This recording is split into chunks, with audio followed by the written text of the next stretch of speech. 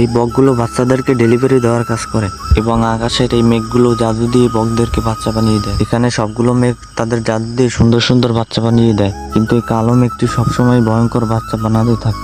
সে তার জাদু দিয়ে একটি কুমিরের বাচ্চা বানিয়ে দেয়। সেই বাচ্চাটিকে আদর করতে গেলে তার আঙ্গুল কামড়ে দেয়, কিন্তু তখনই তার বন্ধু বক চলে আসে। সেই কালো মেঘটি তার বন্ধুকে অনেক ভালোবাসতো, কারণ সেই ভয়ঙ্কর বাচ্চাগুলো সেই বকটি ডেলিভারি দিয়ে আসতো। এরপর সেই কুমিরের বাচ্চাটা ডেলিভারি দিতে গেলেই বকটার মুখে কামড়ে দেয়। তখন কালো মেঘটা বাচ্চাটাকে বস্তায় ভরে বকের কাছে দিয়ে দেয়। এভাবে মেঘটা সবসময় তার জাদু দিয়ে ভয়ঙ্কর অনেক বাচ্চা বানাতে থাকে এবং বকটি সেই বাচ্চাদেরকে ডেলিভারি দিয়ে আসে। একদিন সেই কালো মেঘটা বকটাকে একটা হাঙর মাছ ডেলিভারি করতে দিয়েছে এবং সেই বকটা ভয় পেয়ে তার কাছ থেকে পালিয়ে একটা ভালো মেঘের কাছে চলে যায় এবং কালো মেঘটা মন খারাপ করে কান্না শুরু করে দেয় এবং বকটা পরে তার কাছে ফিরে আসে। সে অন্য আর একটা বকের কাছে গেছিল তার সুরক্ষার জন্য হেলমেট আর স্যুট বানাতে।